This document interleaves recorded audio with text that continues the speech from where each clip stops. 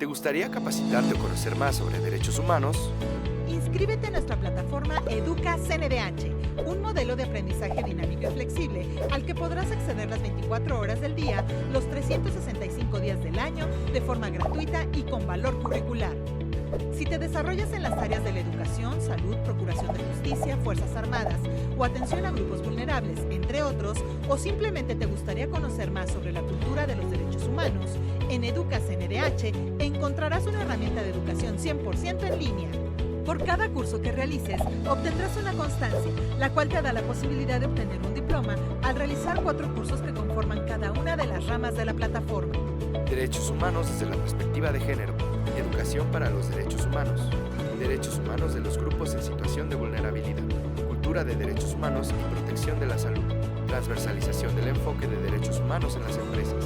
Enfoque de derechos humanos en la procuración de justicia. Igualdad y no discriminación en la convivencia escolar. Impartición de justicia con perspectiva de género.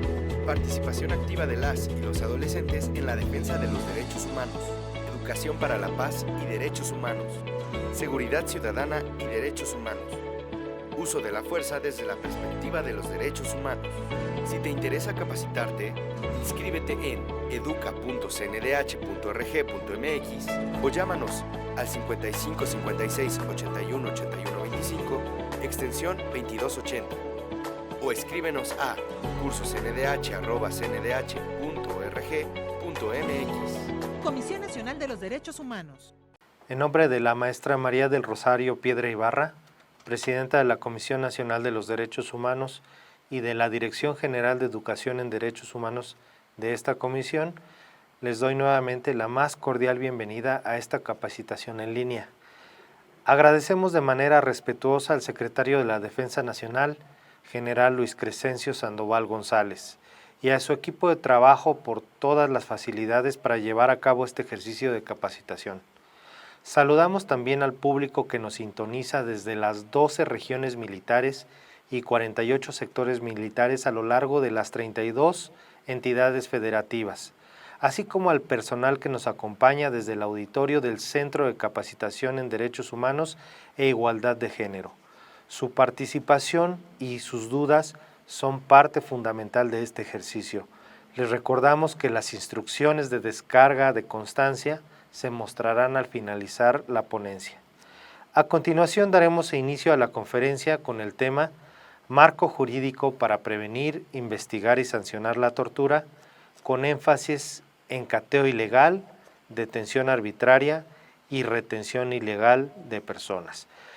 Esto derivado de la recomendación 6/2022, mismo curso que será impartido por su servidor, el licenciado Mario Iván Cuevas Castañón. Bueno, pues vamos a dar inicio. Aquí tenemos el título que ya he dicho de la conferencia, Marco jurídico para prevenir, investigar y sancionar la tortura, y además de que tenga este énfasis en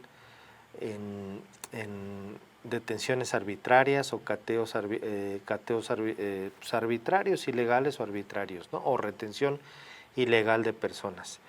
En realidad, siempre que, independientemente de que se tenga este énfasis, yo en lo particular, siempre al hablar de tortura o desaparición forzada o algún otro tipo de violación grave a derechos humanos, pero muy en particular en estas dos, siempre abordamos el tema de la detención arbitraria, qué es una detención, cuáles son los supuestos de una detención ilegal y o arbitraria, sus diferencias, por supuesto la flagrancia, los supuestos de la detención, los únicos 3 supuestos de detención que nos marca la Constitución, que son es una orden, por orden de un juez, orden de aprehensión de una persona. El otro supuesto es la flagrancia, y el otro supuesto más y último es el caso urgente. Más adelante explicaré muy brevemente esto, y estos 3 o los tipos que nos señala nuestro marco normativo sobre la detención, pero voy a tener mayor énfasis en en flagrancia y en la orden, en la orden de un juez, y por supuesto en los controles provisionales preventivos, que son y los grados en los que se divide estos controles provisionales, que como tal no son detenciones.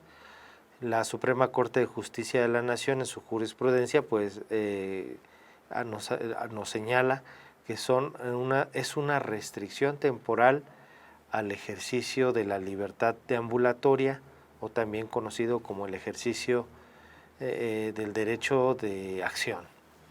Bueno, no sin antes nada más recordar, bueno, el objetivo por supuesto es conocer cuál es el marco básico o los conceptos fundamentales, o mejor dicho, esenciales, mínimos que tenemos que tener respecto a la prevención de la tortura y las demás violaciones a derechos humanos, como serían la detención arbitraria o retención ilegal de personas.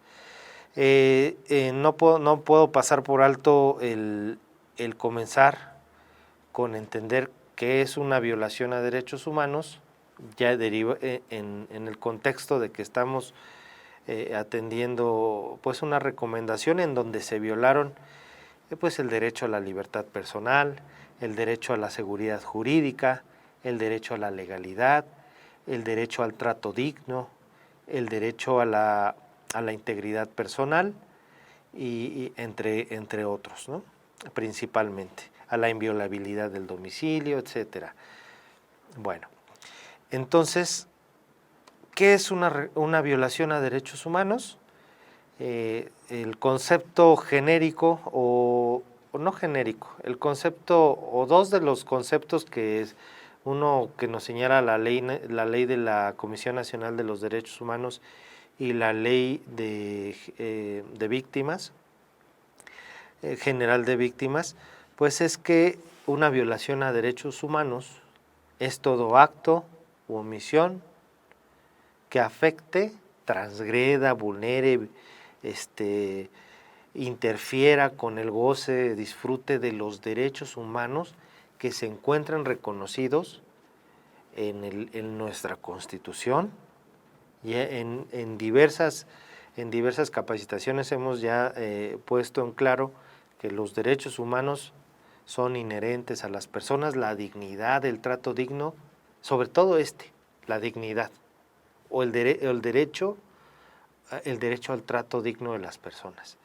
Ese derecho está reconocido, al igual que todos los que vienen contenidos en la Constitución, y algo también muy importante tener en cuenta siempre, que no solo son los que están reconocidos en la Constitución, sino también en los tratados internacionales que nuestro país ha firmado y ratificado. Firmado por el presidente de la República, ratificado por el Senado de la República, ¿no? Entonces se reúnen estos dos requisitos para que tengan una validez ante el derecho internacional de los derechos humanos. Y se vuelven estos tratados vinculantes, es decir, obligatorios. Los tratados internacionales son constitución y se tienen también que respetar, garantizar, proteger, promover, etcétera, ¿no? Ahorita vamos a recordar muy brevemente cuáles son las principales 8 obligaciones que tiene el Estado como frente a los derechos humanos de los ciudadanos. Entonces, cuando se transgreden o vulneran estos, se comete una violación a derechos humanos, pero hay un elemento o principal. Si entonces el obligado a promover, proteger, respetar, garantizar, prevenir, investigar y sancionar derechos, de derechos humanos es el Estado, entonces quien está obligado es él. Entonces, si quien incumple o si el Estado incumple, es ahí que se comete la violación a derechos humanos. Es por ello que en principio es la autoridad, porque es quien está obligado, el Estado, a través de las instituciones y los servidores públicos, a cumplir con estas 8 y algunas otras obligaciones, pero principalmente estas 8 que nos señala el artículo primero, frente a los derechos humanos de las personas. Es entonces por eso que la violación en principio la cometen los servidores públicos. Sin embargo, la definición nos dice, también los particulares pueden cometer violaciones a derechos humanos. ¿En qué supuestos? En el supuesto en que un particular ejerza funciones públicas, ¿no? Tenga un servicio que originalmente esté o la atribución sea del Estado, pero se concesiona a un particular. En seguridad puede ser, o la prestación de algún transporte o algún tipo de, no sé, pudiera ser principalmente seguridad, transporte o algún otro que nos venga no a la mente, sino que esté señalado en la propia ley. Entonces, es decir, un particular que haga las veces de autoridad. O también cuando los particulares, otro supuesto en que los particulares cometen violaciones a derechos humanos es cuando transgreden alguno de todos los derechos humanos que son reconocidos, lo hacen, no se pueden torturar, desaparecer, ejecutar, o sea, privar de la vida a alguna persona, o ser omisos en respetar los derechos de sus trabajadores, o de personas migrantes, etcétera, cuando lo hacen con la autorización, el consentimiento, que son instigados, que son autorizados o que incluso coordinados por parte de algún servidor público, ¿no? Hay una colaboración, hay un servidor público que interviene. Entonces, pareciera que no es común, pero desafortunadamente sí lo es. Generalmente siempre va a haber una autoridad que esté implicada o se pueda, de alguna violación a derechos humanos, se desprenda el vínculo que pueda haber, que tenga una autoridad. Un ejemplo que se me viene a la mente es, por ejemplo, la desaparición forzada. Cuando se detiene de manera arbitraria o ilegal a las personas y se les entrega a particulares para que ellos sean quienes desaparezcan a la persona o la torturen o puede ser por cualquier motivo, ¿no? Por una situación que estén investigando, que quieran algún tipo de información o averiguar algo o que confiese algo, etcétera. O también, dice la ley, por cualquier motivo o razón. Puede ser simplemente por castigar a la persona, por aleccionar a la persona, por algún tipo de odio o discriminación hacia la persona, es decir, humillar, denigrar, cosificar, etcétera. Por cualquier motivo se puede cometer la tortura. Entonces, cuando lo hacen por la instrucción de una autoridad, es ahí cuando se cometen violaciones a derechos humanos. O también en la desaparición, hay desaparición forzada de personas. En la jurisprudencia de la Corte Interamericana señala también la responsabilidad del Estado aunque lo cometan particulares, finalmente el Estado no está haciendo su trabajo, no está cumpliendo con su obligación de prevenir.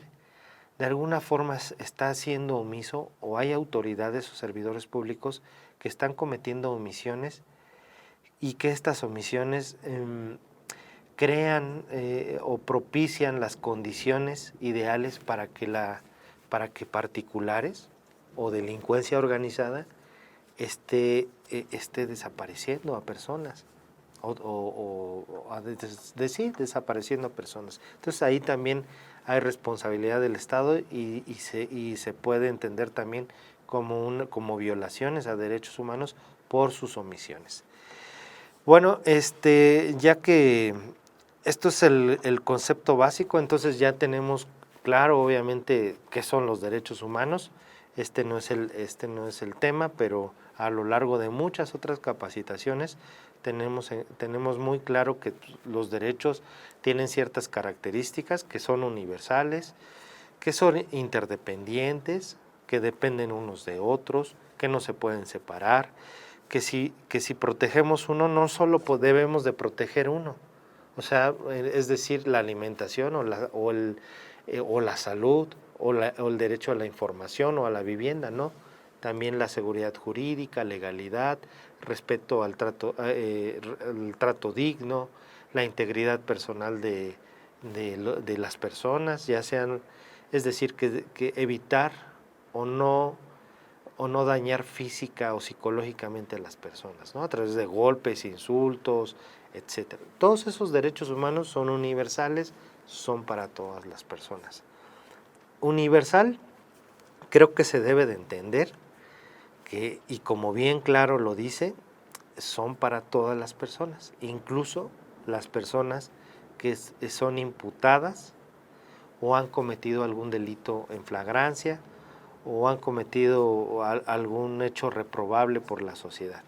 Nuestra Constitución señala que el respeto a la dignidad es para todas las personas, y a todas las personas se les tienen que respetar y garantizar ciertos derechos, un debido proceso, la presunción de inocencia, aunque a todas luces o evidentemente hayan cometido un delito, más cuando son en flagrancia. Por supuesto que es muy evidente, por eso de ahí siempre hemos visto, ¿no? De ahí deriva la palabra flagrancia, del verbo flagrar, brillar, resplandecer, que es evidente, ¿no? Luce, sin ninguna duda se cometió un delito. Entonces uno piensa razonablemente, bueno, ¿y por qué debemos de respetarle entonces su dignidad si cometió tal atrocidad? Porque es nuestro Estado de Derecho y estaríamos entonces violando el debido proceso o la legalidad, la seguridad jurídica, el que se pueda defender, el que pueda aportar pruebas. Puede ser que haya sido simplemente inculpado o torturado para confesar algún tipo de delito, etcétera, o que se exhiba ante la sociedad como culpable ya a través de los medios de comunicación, por ejemplo, cuando lo hace un servidor público. Es decir, el derecho a la justicia, a la procuración de justicia. Uno no es culpable o es inocente hasta que exista una sentencia emitida por un juez, y esa sentencia incluso debe de causar estado, es decir, está firme, porque puede haber se puede impugnar una sentencia de primera instancia, se va a sala superior, luego se puede interponer un recurso de revisión, si es el caso de la autoridad, o un amparo directo, si es el particular el que impugna esa resolución, y puede llegar hasta la Suprema Corte, y la Suprema Corte echa todo para atrás y se tiene que volver a emitir otra sentencia conforme a lo que señala la Suprema Corte o el colegiado, etcétera. Entonces, hasta que no quede firme la sentencia y declare o culpable o inocente a la persona, solo hay esas dos opciones en los procesos penales: o se es culpable o se es inocente. Pues es culpable hasta ese momento, pero ni aún así se pierde el derecho al trato digno, ni siquiera, sea un terrorista. Nos puede o no parecer, pero ese es nuestro Estado de Derecho. Y yo siempre he dicho, si no nos gustara y no fuese así, entonces se tendría que reformar la Constitución y entonces señalar en la Constitución que la dignidad de la persona entonces se puede suspender o restringir. Sin embargo, nuestra Constitución y los tratados internacionales señalan derechos humanos que no se pueden suspender, no se pueden suspender ni tampoco se pueden restringir bajo ninguna circunstancia. Claro, la propia Constitución, como vemos aquí, en su artículo 1 nos habla de restricciones. Sí, hay casos en que se restringe la libertad, el derecho a la libertad ambulatoria, libertad personal, libertad de trasladarte de un lugar a otro, se restringe o se suspende cuando hay una detención o una retención de una persona porque cometió un delito o una falta administrativa. Entonces está justificada, sí se puede. La vida como tal, conforme a lo que está aquí en nuestra Constitución, Lo que yo entiendo que está prohibido es privar de las personas de manera arbitraria. ¿Sí? Es decir, que uno prive de la vida, pero que no haya ningún motivo, justificación, y que esa situación incluso no esté permitida en algún instrumento legal. Por ejemplo, en el uso legítimo de la fuerza o en una defensa de la integridad de una persona o de uno mismo o de otras personas. Y sobre todo nosotros que somos servidores públicos, pues se puede llegar a afectar el derecho a la vida o el derecho a la integridad personal. Esto depende, claro, cuando sea justificado y motivado y que se atendieron los principios del uso de la fuerza, pero sí se puede, ¿no?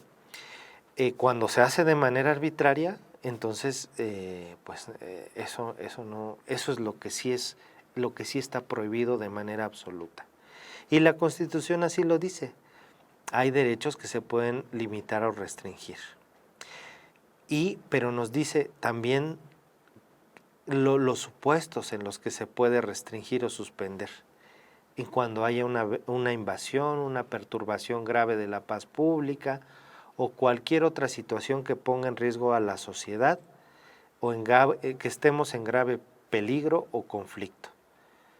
Sin embargo, dice, a pesar de estar en una circunstancia tan extrema o extraordinaria como pudiera ser una guerra con algún otro estado o con algunos otros estados, existen derechos humanos que no va a poder restringir ni el presidente, ni con la autorización del Congreso o el Senado, etcétera, mejor dicho del Senado, no los van a poder restringir.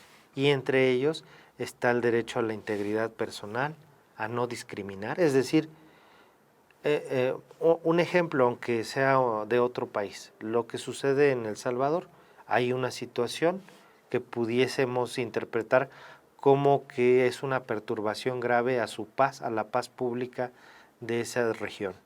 Entonces se ha tomado la decisión, como hemos visto en noticias, que entonces se detienen a todas las personas. ¿Y por qué motivo se les detiene? Simplemente por una característica física. Bueno, porque todos los que tienen este tipo de rasgos o características o cortes de cabello o tatuajes, entonces ya sí son o pertenecen al crimen organizado o a un cártel o a una banda. Eso es arbitrario. Sería como estar justificando la suspensión del derecho a la no discriminación. En nuestro país está prohibido. Este es nuestro estado de derecho, nuestro marco jurídico, es nuestra Constitución y la Constitución se tiene que respetar, es nuestra Carta Magna. Y yo luego hasta les comento, es que estamos entendiendo mal las cosas porque nuestro Estado de Derecho democrático es así, no estamos en Venezuela o en El Salvador o en Corea del Norte o en Siria. Entonces, allá hay un Estado de Derecho, por supuesto, pero que es distinto. Si no fuese el caso, entonces se tendría que reformar la Constitución con todos los requisitos e intentar, si es que se puede, limitar o restringir estos derechos, ¿no? Prohibición de la desaparición forzada, prohibición de la tortura, el principio de legalidad, que se deje de prohibir la pena de muerte, el derecho a la niñez, los derechos de la niñez, fíjense, las libertades de pensamiento, la libertad de conciencia, de profesar cualquier creencia religiosa. Entonces, si yo opino o pienso de alguna manera, y si el país está en una situación, el derecho a la conciencia o al pensamiento o a la opinión pública que se te restrinja, entonces también sería pues inconstitucional o incluso inconvencional, porque los propios tratados internacionales, como vemos aquí la Convención Americana del Lado de Derecho, también considera como derechos que jamás bajo ninguna circunstancia, como la que vemos en otros países, bajo ninguna circunstancia van a ser restringidos o suspendidos, restringidos o suspendidos, ¿no? Dice el derecho, por ejemplo, aquí incluso podemos ver que la Constitución como que nos señala un catálogo más amplio. Bueno, respecto a la tortura, a los cateos domiciliarios, a las detenciones o detenciones arbitrarias, si nos damos cuenta, hay derechos que tienen ese carácter de ser absolutos.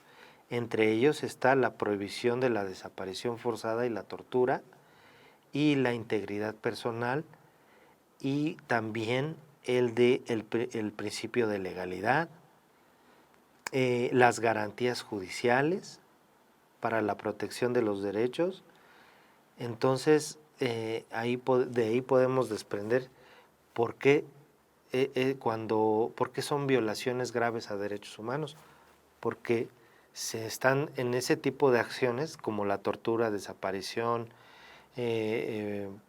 privación arbitraria de la libertad, violación al domicilio, y que todavía ahí dentro de ahí se cometen más delitos o violaciones graves, pues atentan contra derechos humanos que tienen el carácter, la jerarquía más alta en la comunidad internacional y que nunca van a ser tolerados o permitidos. Entonces, de entrada, parte importante de entender el tema de tortura y cualquier otro tipo de violación grave a derechos humanos, y como prevención es que nos quede claro que son conductas no solo ilegales o arbitrarias, son reprobables, reprochables, que indignan a todas las personas y que no se van a tolerar, que se tienen que investigar, que las penas son muy altas. No conviene absolutamente a nadie, ni a la persona que tortura, mucho menos obviamente a los torturados o desaparecidos, ni a las víctimas indirectas, ni al Estado, ni a la sociedad. Se cae el procedimiento, se desechan las pruebas, no solo por tortura, también hay jurisprudencia, que ahorita la vamos a ver, que también por detenciones arbitrarias es desechamiento de pruebas, porque se equipara la detención arbitraria a la tortura. Entonces, la tortura no se debe de practicar. Y recuerdo por aquí unas palabras de la comisionada de Naciones Unidas, a ver si por aquí denme un segundito, aquí está, de Michelle Bachelet, la alta comisionada de Naciones Unidas para los Derechos Humanos. Y estas palabras las saqué de su como discurso que realizó en 2022 cuando presentó la nueva actualización del Protocolo de Estambul, este manual para la investigación y documentación de hechos que puedan constituir actos de tortura o malos tratos. Entonces ella dice, vean, la tortura se trata de un acto de extrema cobardía. Es una de las violaciones de derechos humanos más brutales. Su prohibición es absoluta, forma parte del derecho internacional consuetudinario, o sea, de costumbre, y la tortura no solo es ilegal, sino repugnante, corrosiva y causa traumas y sufrimientos profundos. Y a toda la sociedad, porque puede haber violencia de Estado, digamos que sea como lo ha sido en México en los últimos, de la segunda mitad del siglo pasado, y desafortunadamente todavía a la fecha sigue habiendo actos de tortura por parte del Estado, como un control, ¿no? Para intimidar o controlar a la sociedad. Pero incluso el que no se sancione y que no se repare a las víctimas también, porque fíjense, tan grave es torturar como también no investigar, porque se da un mensaje de alguna forma indirectamente a la sociedad, de que entonces te podemos desaparecer o se te puede desaparecer o torturar o incluso ejecutar, o se pueden meter a tu domicilio, o si les resulta sospechoso por cualquier situación, por traer un tatuaje o por parecer narcotraficante, se te puede detener y se pueden introducir a tu domicilio y te pueden yo no sé si en el mejor de los casos, todos son peores, pero al menos pasar un mal rato o hasta robarte, o ya en el peor de los casos desaparecerte, ¿no? O torturarte y desaparecerte. Entonces, el que no se sancione y que no se sepa, no se investigue adecuadamente, pues es muy grave. Por supuesto, con esto quiero decir que el daño no solo es a las víctimas directas o indirectas, sino también a toda la sociedad en general. Bueno, algo para checar ahorita un poquito lo de ya desde el concepto básico de tortura y los cateos y la detención arbitraria. Ahorita que recordé, ahorita que les comentaba respecto a que se sigue torturando, me metí a ver estadísticas de la Fiscalía. Bueno, son públicas, están en la página oficial de la Fiscalía General de la República, en el Registro Nacional de Tortura, porque es una obligación de toda autoridad cuando se tiene el conocimiento de un hecho de tortura, realizar el registro. Ahorita incluso voy a ver si me da tiempo, porque para una hora y cuarto, hora y media que estamos aquí, hablar de tortura, prevención, investigación, sanción, cateos, detención, la verdad es que es muy poquito tiempo. Entonces, miren, la ley general para prevenir, investigar y sancionar la tortura habla de este registro. Aquí está el Registro Nacional del Delito de Tortura, RENADET. En la página, aquí está la liga, es pública para todas las personas. Julio, dice, está actualizada hasta julio de 2024, aunque hay datos, creo que, dice aquí 2024, pero los datos creo que son hasta marzo de este mismo año. Rápidamente, nada más para que nos demos una idea. Dice, a nivel nacional, los datos están en esta plataforma a nivel nacional, es decir, tanto expedientes abiertos del fuero común y del fuero federal, y el nacional comprende ambos. Entonces, yo nada más paso rápidamente 2 o 3 láminas, veamos los datos. Miren, a 2024, según existen 629 expedientes abiertos sobre tortura. A comparación, obviamente, de 2019, hay datos desde 2018, puesto que es a partir de ahí en donde se empieza a alimentar esta base de datos. De 4.256, pues sí ha bajado, pero aún así creo que es muy alta. Además, todavía se tiene que considerar pues las cifras negras o las cifras no oficiales, o todos aquellos casos de los cuales no se han judicializado y de los cuales ni siquiera se ha abierto un expediente de investigación o una carpeta de investigación por tortura o malos tratos. Pero sigue habiendo, ¿no? Esto supongo que a agosto de este año ha crecido, ¿no? Aquí esta gráfica nos muestra expedientes abiertos según entidad federativa del registro de estos delitos.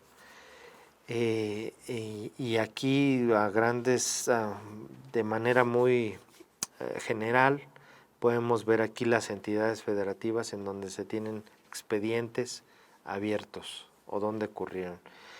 Ciudad de México lamentablemente es una de ellas, que tiene primeros lugares, Veracruz y Estado de México.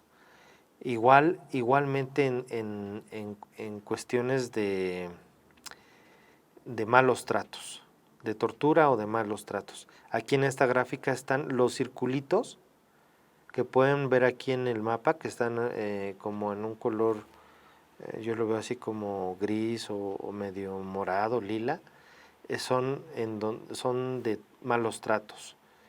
Y ya los que están coloreados, la totalidad del mapa de la entidad, son de tortura, pero es igual, miren, Ciudad de México, Estado de México y Veracruz.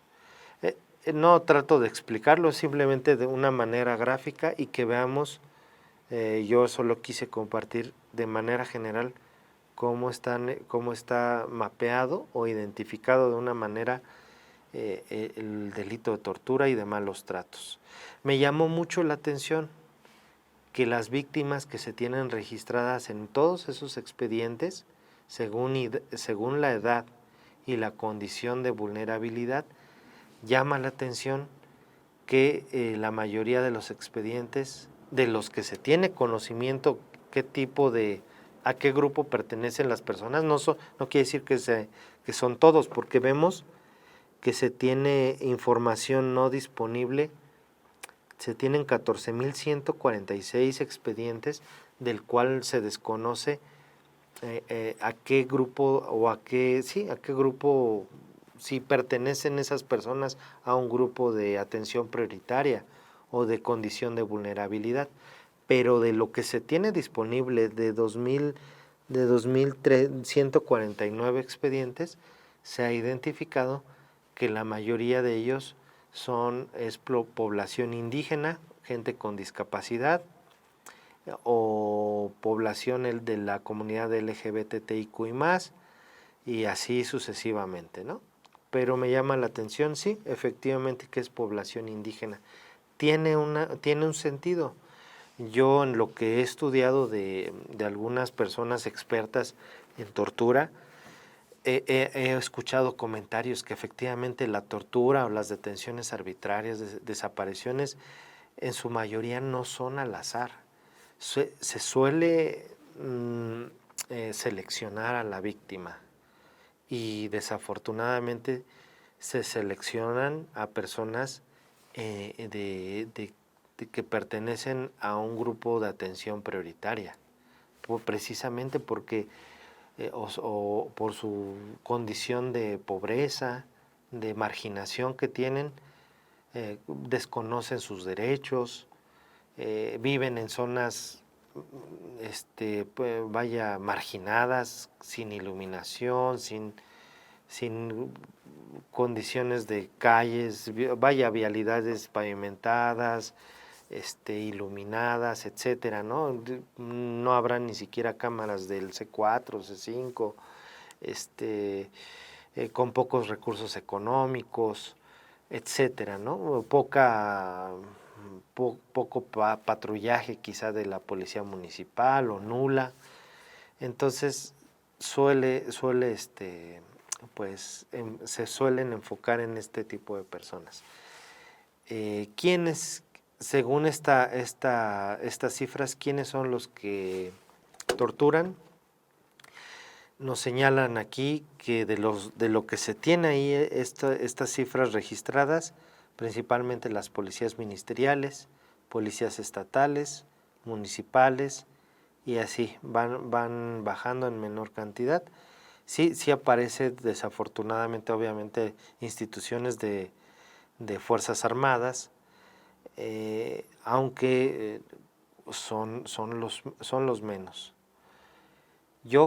Y de estos registros, incluso de detención arbitraria, sobre todo de detención arbitraria, según la CNDH, en un informe que sacó la CNDH el año pasado, en respuesta a un informe previo del Grupo de Trabajo de Naciones Unidas contra la Detención Arbitraria, que realizó en septiembre de 2023, derivado de su visita a México, CNDH mostró unas cifras en donde en lo que se tiene a CNDH respecto a Guardia Nacional y Fuerzas Armadas, se tiene una disminución en estas violaciones graves a derechos humanos, principalmente en la detención arbitraria, exactamente, y ha cambiado. Y se ponen ahí las cifras, no las tengo aquí en este momento, pero por supuesto que las pueden verificar en la página. Incluso si googlean comunicados NDH sobre detención arbitraria derivado del Grupo de Trabajo de Naciones Unidas, seguro les aparecerá la información, en donde ha cambiado y se reconoce un poco, se reconoce el trabajo que se está haciendo, ¿no? Sin embargo, pues así exista un solo caso, esto es grave y no debe de ser así. Bueno, ya dejo esto, simplemente queríamos ver el contexto. Sucede, desafortunadamente, hay muchas deficiencias. Por supuesto, yo considero que parte o fundamental de que siga existiendo todo esto es porque la Procuración de Justicia está fallando y la corrupción que aún sigue, que afecta a nuestro país también todavía es muy fuerte. Nada más para señalar respecto a la tortura, vamos a ver la definición. ¿Qué nos dice la Ley General para prevenir, investigar y sancionar la tortura? ¿Qué comete el delito de tortura? Cualquier servidor público con el fin de obtener una información o confesión, ya sea con fines de investigación criminal, como medio de intimidatorio, castigo personal, por coacción, como medida preventiva, por razones basadas en discriminación o por cualquier otro fin. Aquí vamos a ver los elementos. Aquí no me voy a atorar mucho en este punto. Estamos viendo la definición y los elementos que una fiscalía que investiga el delito de tortura o la Comisión Nacional de Derechos Humanos o otra comisión de derechos humanos de una entidad federativa, los elementos de la tortura. Entonces, estamos viendo aquí el primer elemento. ¿Quién la comete? El servidor público. Y con el servidor público o también el particular. Aquí en el artículo 25 también nos señala que lo puede cometer el particular. Y al igual que en la definición que vimos de violación a derechos humanos, la comete el particular cuando lo hace con el apoyo, autorización, aquiescencia, colaboración, instrucción de un servidor público. Y que entonces el elemento es particular o servidor público. ¿Qué otro elemento? El dolo, la intencionalidad.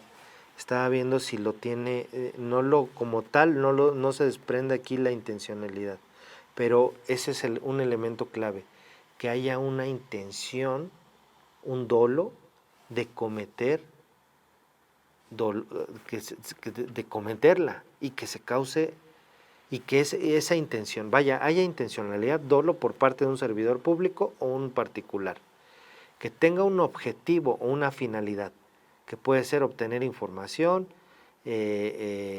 confesión, o por discriminar o cualquier otra persona, castigar, humillar, denigrar, envilecer a la persona, y que le cause daños o su dolor o sufrimiento, como lo dice la fracción primera, cause dolor o sufrimiento físico o psíquico a una persona.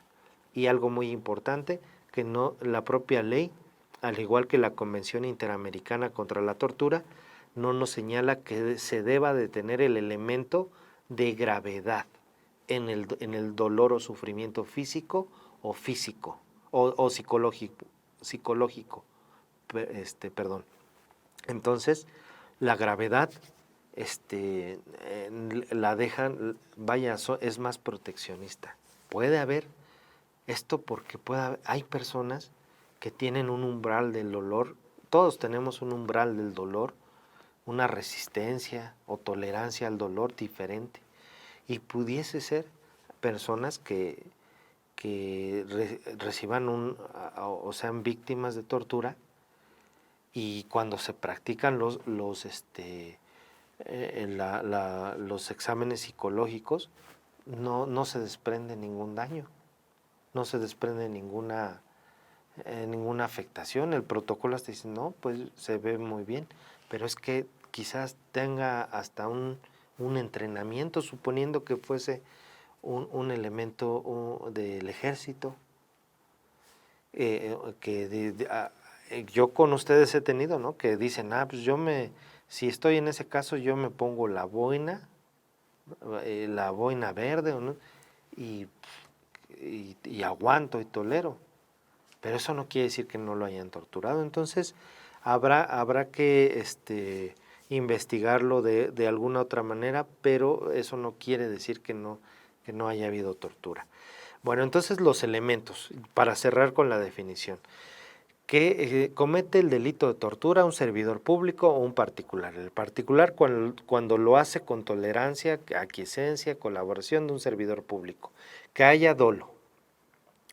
Que haya un objeto, que el objeto sea, el objetivo de crear ese daño, sea investigar, sancionar, castigar, humillar, denigrar, cualquiera. Y que cause dolor o sufrimiento a la persona. Esos son los elementos. De hecho, aquí están, miren, según las jurisprudencias de la Corte Interamericana. Los elementos de la tortura es que el maltrato sea intencional, que cause sufrimientos físicos o mentales y que se cometa con cualquier otro fin o propósito. Entonces esos son, muy básicos y fáciles, ¿no? Entonces tan fácil es de entenderlo como tan fácil es caer en una conducta que pueda ser considerada como tortura o como malos tratos. Aguas en las detenciones, siempre les digo, debemos de evitar obviamente el lenguaje, palabras que puedan dañar su integridad mental o psicológica. Que eso es muy exagerado, que se va a considerar, esas son cuestiones que debemos de ir borrando, porque nosotros somos autoridad, servidores públicos y estamos obligados a respetar, sea quien sea. Aunque no nos guste, esa es nuestra obligación, para eso estamos. Entonces evitémonos esos porque se nos puede por ahí fincar a una responsabilidad penal alta.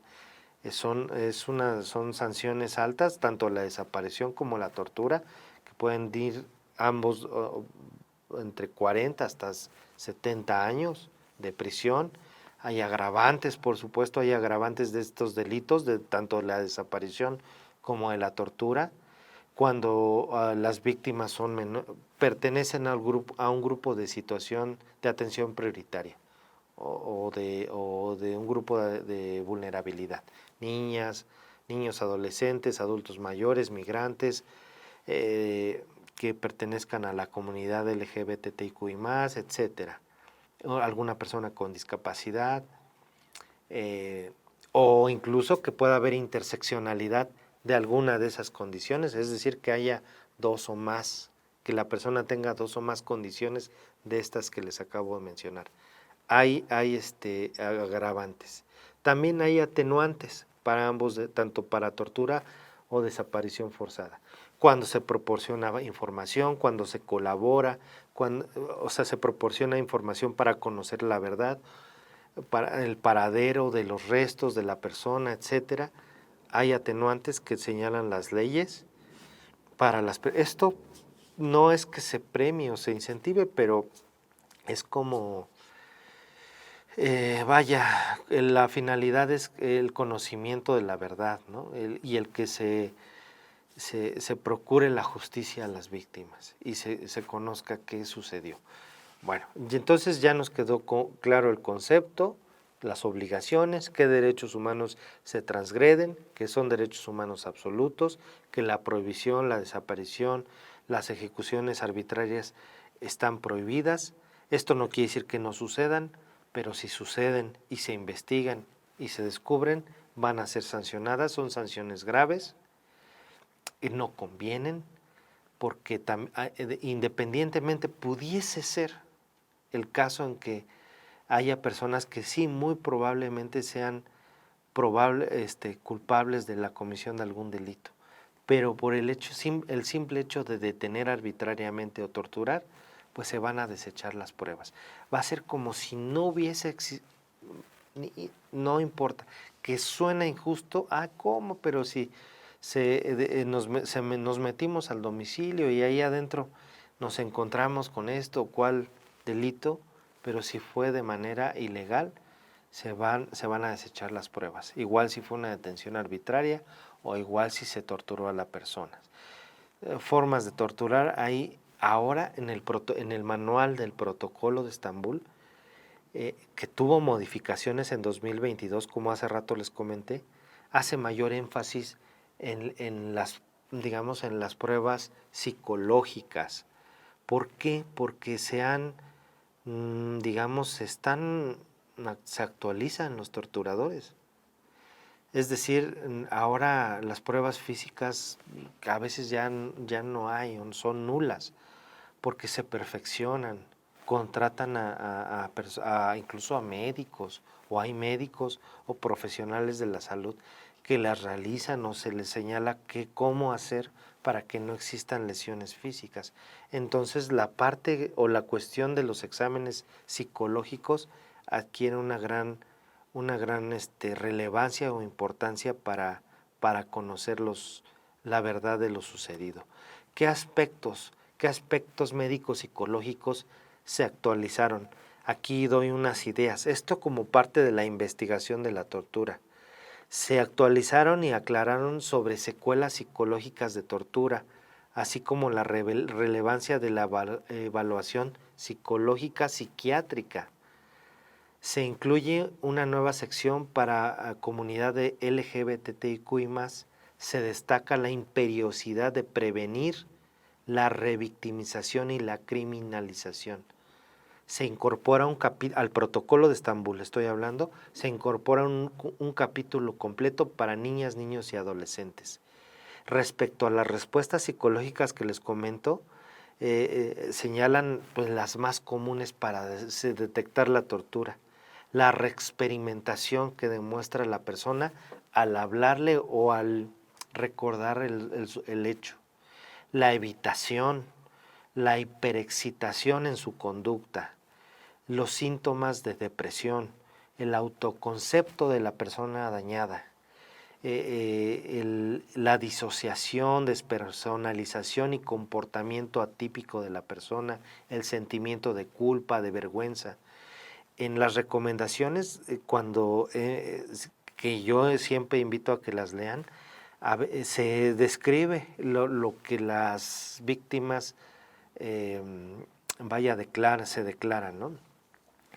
Y se desprenden mucho todos estos síntomas, esos sentimientos, por ejemplo, estos de culpa, de vergüenza, bueno, cuando son víctimas de tortura sexual y cuando todavía son hombres, ese coraje inexplicable que sienten, el miedo de salir a convivir con sus amigos en su vida diaria, los sentimientos o el sentimiento de querer llorar, de estar enojado todo el tiempo. Vaya, son aspectos que muy difícilmente no van a ser perceptibles, sobre todo cuando se hacen a través de expertos, ¿no? Psicólogos, psiquiatras expertos en la mente humana. Problemas sexuales, por supuesto, deterioro neuropsicológico o neurocognitivo, el trastorno de la ansiedad generalizado o el trastorno de estrés postraumático, ¿no? Son algunos puntos que aquí les comparto en esta lámina, que son en los que se centra un poco el examen psicológico. Bueno, Entonces ya definimos la tortura rápidamente porque nos queda muy poco tiempo, o es muy poco tiempo, mejor dicho, el que se tiene. Vamos a ver entonces el cateo, porque la recomendación es por actos de tortura, detención arbitraria y cateos ilegales. Bueno, ¿qué es un cateo? ¿O cuáles son los derechos humanos que se deben o mínimos o esenciales básicos o que requiere toda una orden de cateo? ¿Qué es un cateo? Aquí hay algunos artículos que, bueno, en donde se protege la inviolabilidad del domicilio y la propiedad de las personas. Bueno, aquí como ven puse debido proceso. Cuando hay una violación a estos derechos, se habla que hubo violación al debido proceso. Y como hemos escuchado, o luego escuchamos ahí en las noticias, que quedó libre, que soltaron a tal persona, que quedó en libertad, porque se le violó su debido proceso. Pues estas son acciones que violan el debido proceso, el derecho a la justicia, que incluye la procuración de justicia, la investigación, etcétera, ¿no?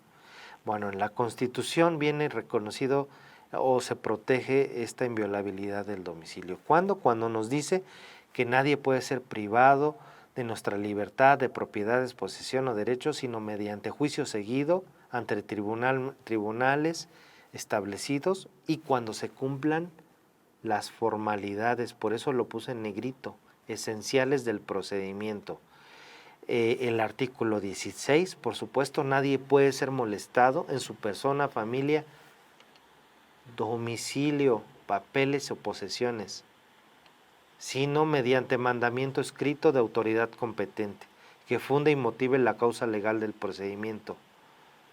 ¿Habrá algún supuesto que la ley señale que nos podamos meter a un domicilio sin este mandamiento escrito? Sí, hay un supuesto. Hay un supuesto que nos señala no me acuerdo qué artículo del Código Nacional de Procedimientos Penales, que es cuando está en peligro, en riesgo del servidor público, suponiendo los policías o las Fuerzas Armadas, y que para resguardar su integridad personal requieran resguardarse dentro de un domicilio, pero también hace una restricción. Pero que se introduzcan a ese domicilio sin el mandamiento, obviamente porque se están protegiendo del fuego, de la balacera. Si la balacera implica que van a poner en riesgo a las personas que estén adentro, entonces no estaría permitido, no se justificaría. Otro es cuando, en otro supuesto, no de que estén en peligro, pero que una persona autorizada del domicilio les permita la entrada al domicilio para cualquier situación. Sin embargo, ante audiencia o ante el juez, antes de 5 días se tiene que ratificar o se tiene que verificar, el juez tiene que verificar efectivamente que ese permiso lo dio una persona autorizada, un mayor de edad, el poseedor del inmueble o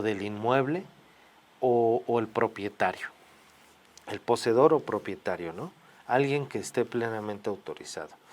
Bueno, pero también en estas láminas se encuentran esos supuestos. Yo me estoy de alguna manera adelantando o resumiéndolo porque el tiempo no me va a alcanzar para abarcar todo lo que yo quisiera hablarles.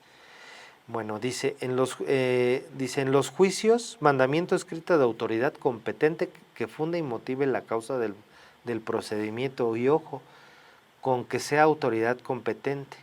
La competencia, también siempre le señalo, la competencia de una autoridad es competencia material y territorial.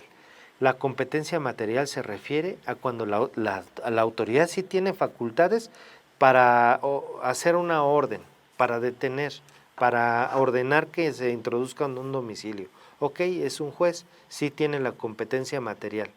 Y la competencia territorial, es decir, lo puede hacer en Tamaulipas, lo puede hacer en Guerrero, en toda la República, o nada más en alguno de estos estados, o incluso en alguno de esos municipios. Entonces se tiene que checar por ahí. Debe ser competencia material y territorial, la fundamentación, es decir, que cite los preceptos legales aplicables al caso en concreto. Citar los artículos que correspondan al caso, a las particularidades de lo que se va a realizar.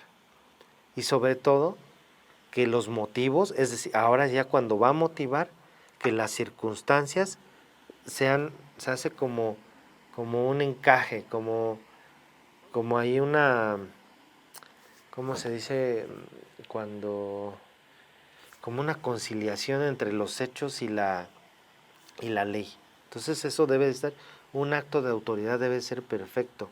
Dicen los juicios y procedimientos seguidos en forma de juicio en los que se establezca como regla la oralidad, bastará que quede constancia de ellos o en cualquier medio que dé certeza de su contenido, del cumplimiento de lo previsto en este párrafo. Bueno, este no sería el caso del cateo, de los cateos.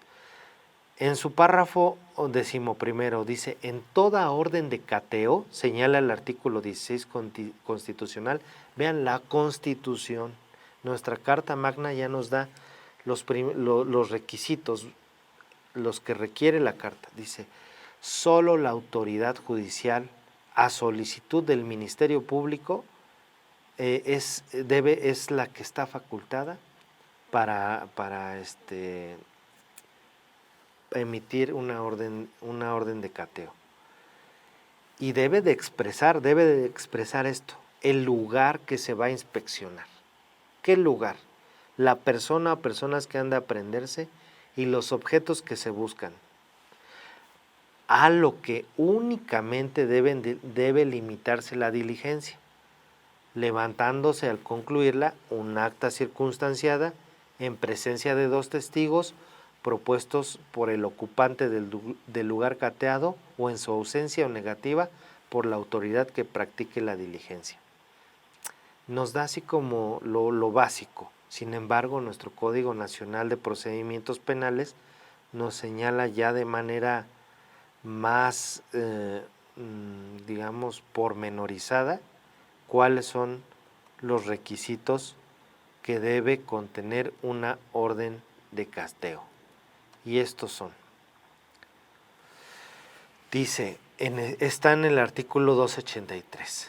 Resolución que ordena el cateo. La resolución judicial que ordena un cateo deberá contener cuando menos nombre y cargo del juez de control que lo autoriza y la identificación del proceso en el cual se ordena. O sea, ¿qué investigación? ¿Sí? ¿Quién autorizó y por esto, no? Fracción segunda, la determinación concreta, es decir, que se señale el lugar o los lugares que van a ser cateados o lo que se espera encontrar en ellos. El motivo del cateo. Se deben de indicar o expresar los indicios de los que se desprenda la posibilidad de encontrar en el lugar la persona o personas que hayan de aprehenderse o los objetos que se buscan. Sí, si la investigación es respecto a la comisión de delitos por tráfico de armas, personas, droga, pues se debe, y hay indicios, porque ya hay de lo que se espera encontrar. Bueno, se puede encontrar armas, droga, todo de lo que resulte, obviamente, no que lo que se nos ocurra tampoco, lo que sea también lógico, que se desprenda objetivamente de los indicios que están en la investigación. Ok, bueno, voy a continuar. Dice, ¿qué datos con los siguientes datos o requisitos? El día y la hora en que debe de practicarse el cateo o la determinación que de no ejecutarse dentro de los 3 días siguientes a su autorización quedará sin efecto cuando no se precise fecha exacta de realización. Es decir, ya vimos quién lo ordena, qué juez y cuál es el expediente, la carpeta de investigación, el lugar, dónde, cuándo, cómo, y qué se pretende, a qué personas vamos en su caso, a aprender o privar de la libertad, privar de la libertad, qué se puede encontrar o qué queremos encontrar, el día, la hora, por supuesto la fecha, tiene que ser la fecha, no que se programe o se diga que es para hoy jueves o lunes o miércoles y se haga tenga una validez de 15 días. Y bien dice, cuando no se precise la fecha exacta, quedará sin efecto a los 3 días de que fue autorizado. O sea, no va a acceder, si no dice para cuándo es, sí, al menos debe de tener una fecha de cuándo se autorizó. Entonces quedará sin efecto 3 días después. También algo importante, ¿qué servidores públicos están autorizados para practicar e intervenir en el cateo? Porque solo ellos van a ser los que van a poder entrar, los que estén autorizados, los que diga la orden. No se la crean cuando luego el MP les diga, capitán, échenos la mano, tráigame a sus muchachos y que entren al domicilio y le entramos todos. Porque sí, a lo mejor sí, todo muy bien y al rato pues, se va a caer porque todo lo que se encuentra ahí o las detenciones que se realizan se va a caer porque va a ser una violación al debido proceso, porque entraron todos y la orden debe de ser específica y está en la ley, esas son las normas. Bueno, también se hará entrega de una copia de los puntos resolutivos de la orden de cateo a quien habite o esté en posesión del lugar que se efectúe, o cuando esté ausente, digamos si no está, pues al encargado, y a falta si no hay tampoco encargado, también se le dejará a cualquier persona mayor de edad que se halla en el lugar. Y cuando no se encuentra nadie, suponiendo que es para ir a encontrar una bodega de productos que no vienen del extranjero y no pagan impuestos, pues se fijará copia en puntos de los puntos resolutivos que autorizan ese cateo en la entrada del inmueble, debiendo hacerse constar en el acta y se hará uso de la fuerza pública para entrar. Ok, artículo 278. Al concluir el cateo se levantará acta circunstanciada en presencia de 2 testigos, pero los testigos no tienen que ser de la autoridad. En principio deben de ser testigos que estén ocupando, que estén dentro del interior del inmueble. O en su ausencia o suponiendo que se niegan, dicen yo no hay o no voy a proporcionar ningún testigo, lo podrá hacer la autoridad que practique el cateo. Pero la designación no podrá recaer sobre los elementos que pertenezcan a la autoridad que lo practicó, salvo que no hayan participado en el mismo. O sea, sí, pero tienen que ser diversos, unos que estén afuera o otros, pero no los que están participando. Cuando no se cumplan estos requisitos, los elementos encontrados en el cateo carecerán de todo valor probatorio, sin que sirva de excusa el consentimiento de los ocupantes del lugar. Bueno, al terminar el cateo se cuidará que los lugares queden cerrados y, de no ser posible, inmediatamente se asegurará que otras personas no ingresen en el lugar hasta lograr el cierre. Si para la práctica del cateo es necesaria la presencia de alguna persona diferente a los servidores públicos propuestos para ello, el Ministerio Público deberá de incluir los datos de aquellos, así como la motivación correspondiente en la solicitud del acto de investigación. Vean, esto es importante. Si para la práctica del cateo es necesaria la presencia de alguna otra persona diferente a los servidores públicos propuestos en la orden, el Ministerio Público deberá incluir los datos de aquellos, así como la motivación correspondiente en la solicitud. En caso de autorizarse la presencia de particulares, estos deberán omitir cualquier intervención material en la misma y solo podrán tener comunicación con el servidor público que dirija la práctica del cateo. Estos son los supuestos que les comentaba, el 290, la justificación para ingresar a un lugar cerrado sin orden judicial. Cuando, para repeler una agresión real, actual e inminente, sin derecho a que esto ponga en riesgo la vida de las personas, o cuando se realiza con consentimiento de quien se encuentre facultado para otorgarlo. El otro supuesto es por flagrancia. Hay un supuesto que es cuando en la comisión de un delito que fue flagrante y hay una persecución inmediata, ininterrumpida, se va a la persecución y esa persona ingresa a un domicilio particular, se puede ingresar a ese domicilio. Porque la Suprema Corte de Justicia en su jurisprudencia ha señalado, si la Constitución, si el artículo 16 constitucional, frente a un delito de flagrancia, faculta a un particular para incluso poder detener a esa persona, con mayor razón a un servidor público. Esto también como parte de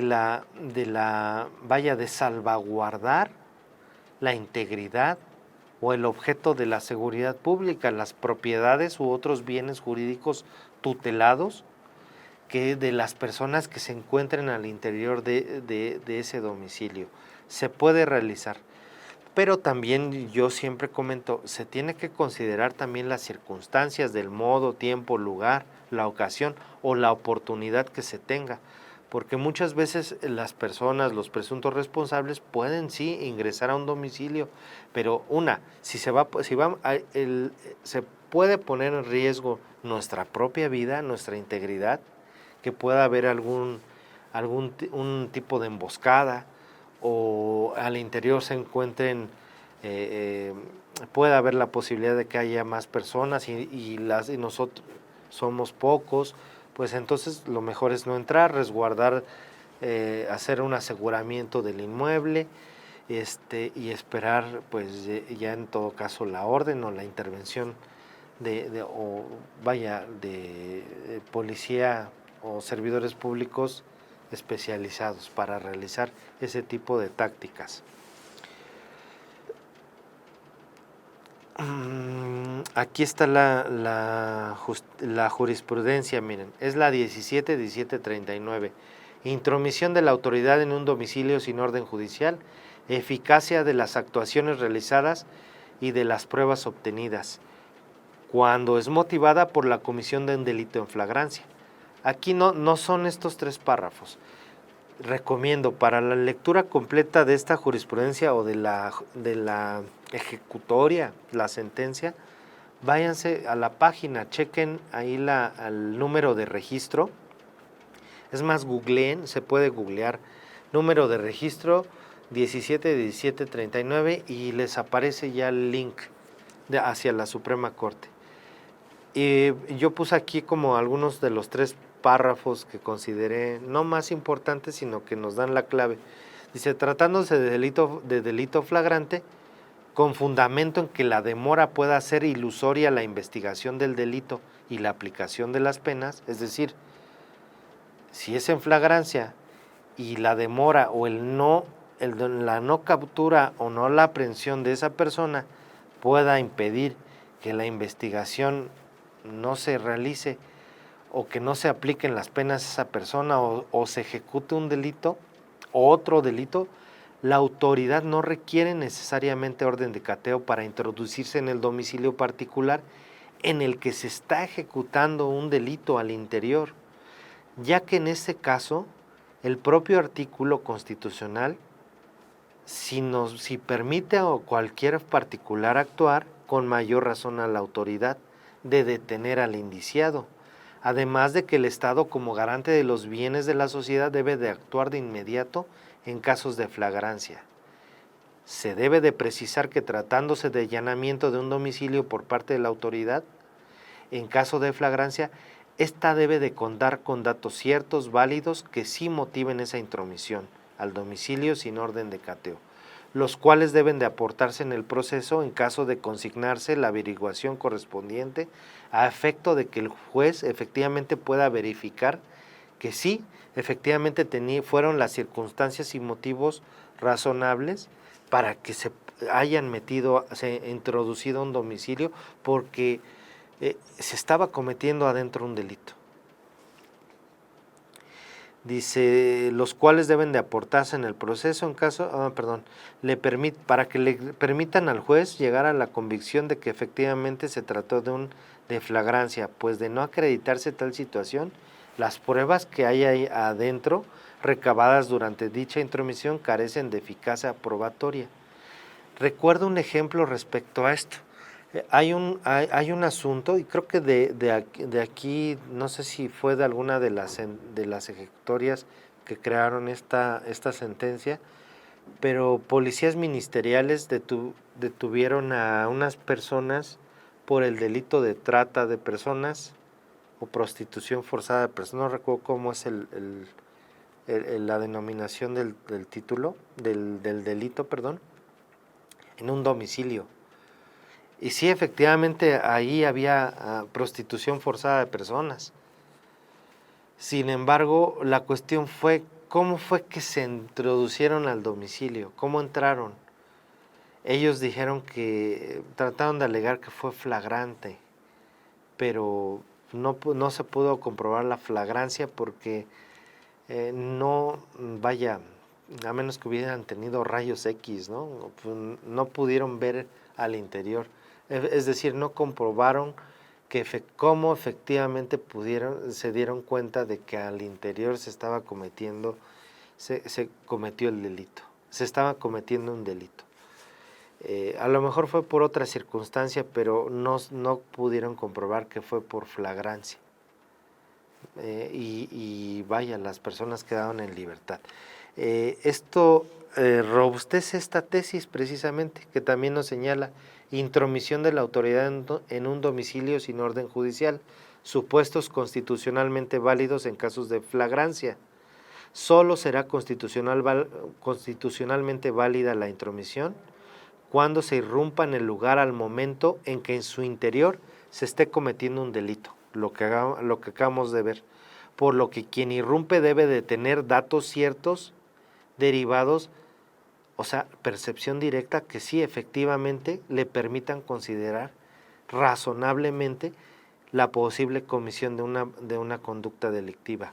O nos da el otro supuesto, cuando después de ejecutado el injusto en un sitio diverso, el sujeto activo es perseguido, es decir, cuando alguien comete un delito en flagrancia, huye y es perseguido, inmediatamente hasta allí, es decir, la intromisión debe de derivar de la persecución inmediata y continua del presunto responsable.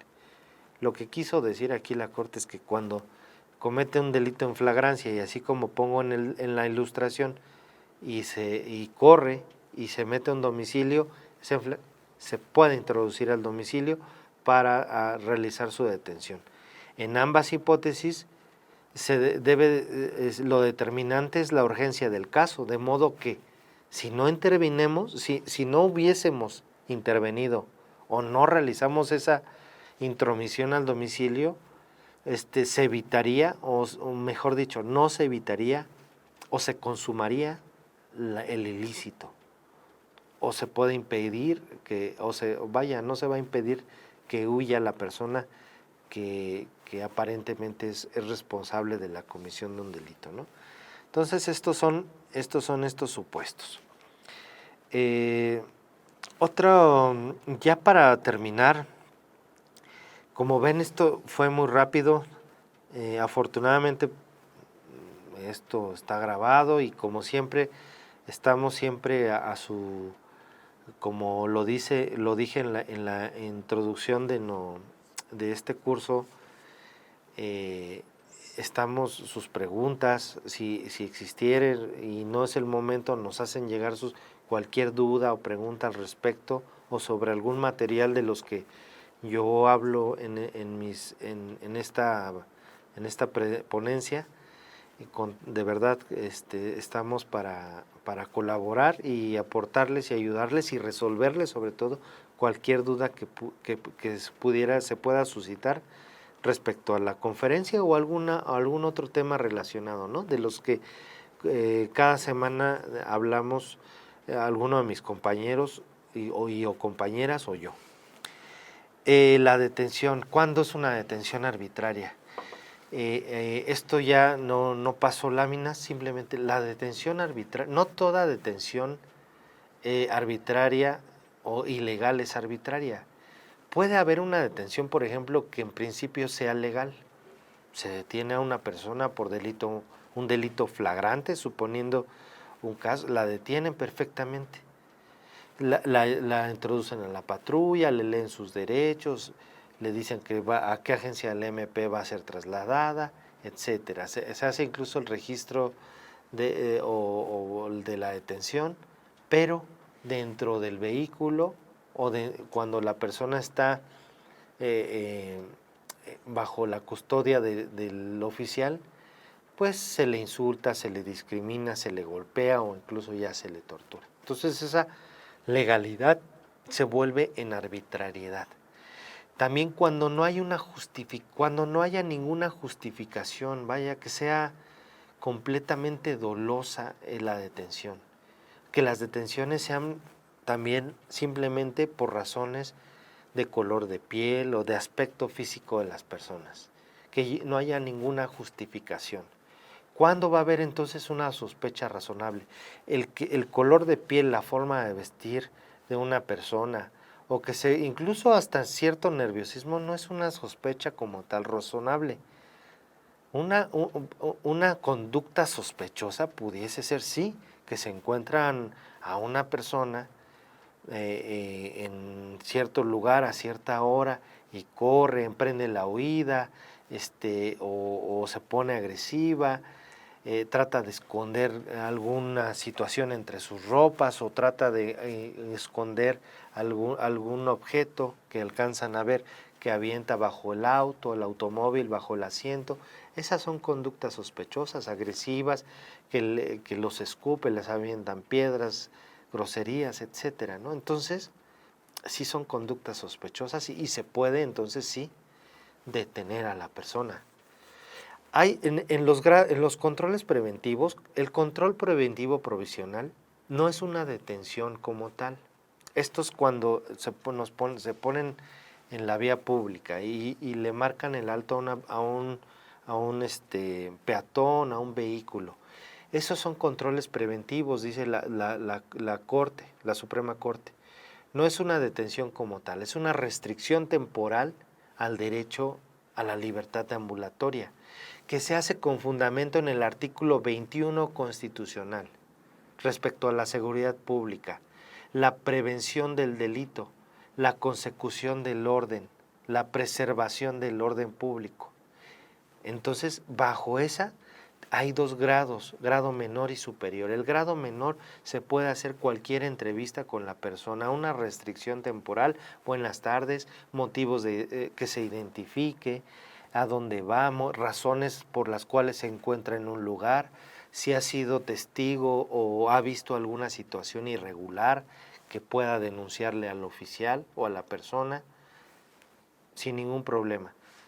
Y no hay ningún supuesto que objetivamente nos dé, pero sí se puede hacer un acercamiento. Y ahí también se hace una revisión, pero nada más ocular de la persona, así como que traen de sus ropas o incluso al interior del vehículo.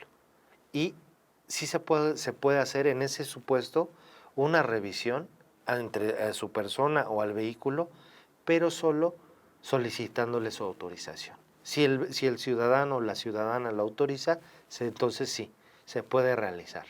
¿En qué supuestos no hay que pedirle permiso para entonces hacerle una revisión? Cuando sí hay una sospecha razonable y objetiva. ¿Cuáles pueden ser los supuestos? Cuando hay una denuncia previa, cuando hay el supuesto de un señalamiento, ¿no?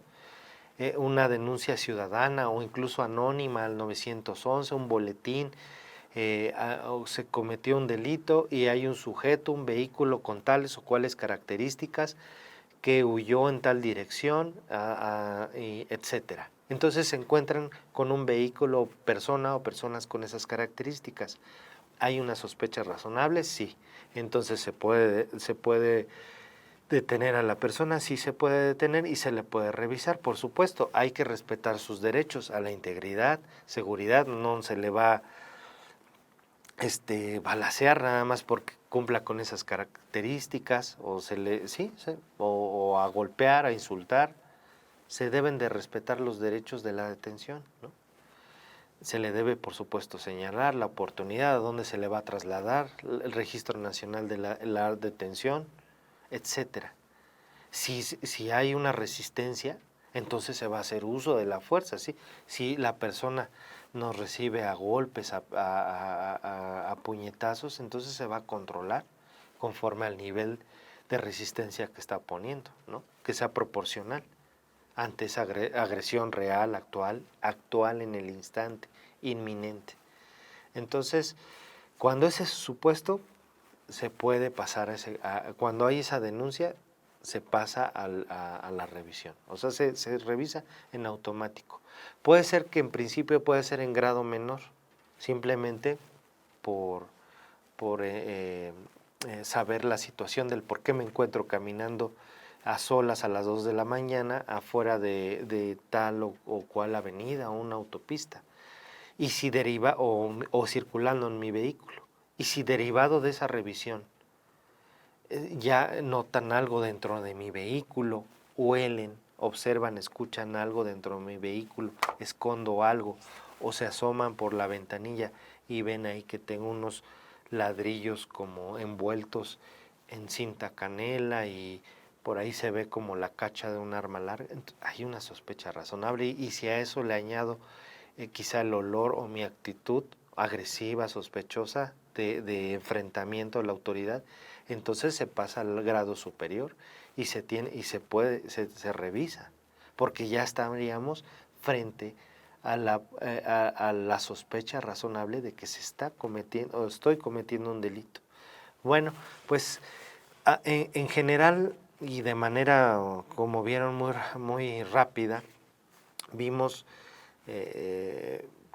los derechos absolutos que se transgreden en detenciones arbitrarias, en tortura, en desaparición forzada, los requisitos de una orden de cateo, qué supuestos nos señala la Suprema Corte en los cuales se puede introducir uno al domicilio. También, por supuesto, hay que ver la oportunidad, el principio de razonabilidad, de no ponernos en peligro o poner en peligro a otras personas, etcétera, un poquito de uso de la fuerza y estos controles preventivos provisionales.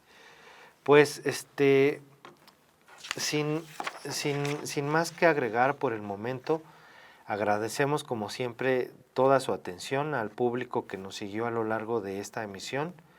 Esperamos que esta capacitación sea de utilidad para tener un mejor desempeño como personas servidoras públicas, como prevención de violaciones a derechos humanos.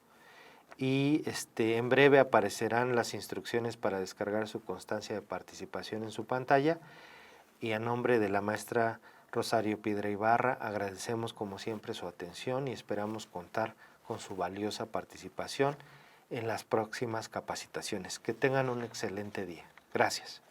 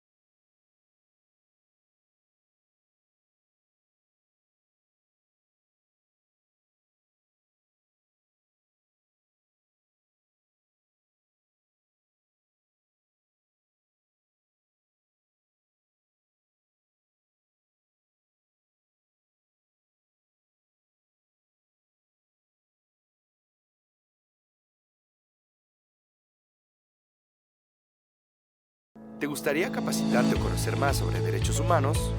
Inscríbete en nuestra plataforma Educa CNDH, un modelo de aprendizaje dinámico y flexible al que podrás acceder las 24 horas del día, los 365 días del año, de forma gratuita y con valor curricular.